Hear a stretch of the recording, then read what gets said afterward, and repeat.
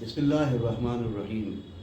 سورہ بقرہ قرآن کی آیت۔ حضرت آدم علیہ السلام، حضرت حوا علیہ السلام جنت سے نکالے گئے کیوں؟ اللہ نے جس چیز کو منع کیا، یعنی کہا کہ اس درخت کا پھل نہ کھانا، حضرت حوا علیہ السلام جناب آدم علیہ السلام، حضرت آدم علیہ السلام اسی وجہ سے جنت سے نکالے گئے۔ اللہ ناراض ہوا، ڈپریشن میں آئے، انزائٹی ہوئی، پریشان ہوئے۔ کیوں؟ صرف اللہ نے منع کیا تھا کہ اس درخت کے پاس میں نہ جانا، مگر حضرت آدم علیہ السلام شیطان کے بہکاوے میں ان کی بیوی آئیں، ان کے کہنے پہ جنت کا وہ پھل جو اس کو اللہ نے منع کیا تھا وہ کھایا۔ غذا کا اثر، کھانے پینے کا اثر انسان کے جسم پہ آتا ہے، اس کی روح پہ آتا ہے، اس کی اولاد میں آتا ہے، اس کی نسلوں میں جاتا ہے۔ اسی لیے آپ اسلام کی دنیا کی شروعات آدم علیہ السلام سے ہوئی۔ پوری دنیا، ہر دھرم کا آدمی، چاہے وہ ایڈم، ایو، شردھا، منو، کسی بھی دھرم کا ہو، جانتا ہے کہ بنی آدم یعنی انسان جو پیدا ہوا وہ آدم اور حوا سے ہوا۔ وہ کسی بھی زمان ہو، کسی بھی دھرم میں، کسی بھی زبان سے جانے جاتے ہوں، لیکن سب کا عقیدہ ہے کہ آدم علیہ السلام۔ قرآن میں کہا ہے اللہ نے کہ جو میں نے درخت کی بات کری، غذا کا اثر انسان کی اولاد پہ ضرور آتا ہے، انسان کے جسم پہ ہوتا ہے، اور پورا میں نے مکمل آپ کو بتا دی۔ تو پرہیز کریں جس چیز کو اللہ نے منع کیا۔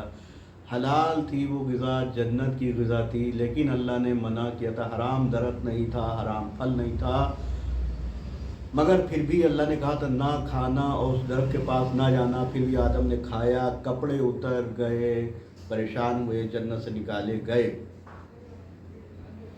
ہم جو یہاں کہتے ہیں ارے یہاں پہ رہ رہے تو کھانا پڑے گا، ذرا سے چٹکارے کے لیے آدم جیسی نبی، آدم جیسی ہستی کو اللہ نہیں چھوڑ رہا ہے، نکالے دے رہا ہے، تو آپ کی اوقات کیا ہے؟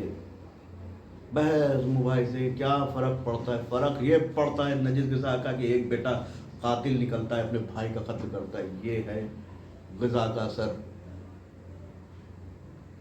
یہ ہے غذا کا اثر کہ جنت سے نکال دیا تو تمہاری اوقات کیا ہے؟ جناب آدم جیسے نکال دیے گئے، تو تم جو کہتے ہو ارے کھانے سے کیا پرہیز، اور کون کرتا ہے یہاں پہ رہنا ہے تو میں کھانا پڑے گا۔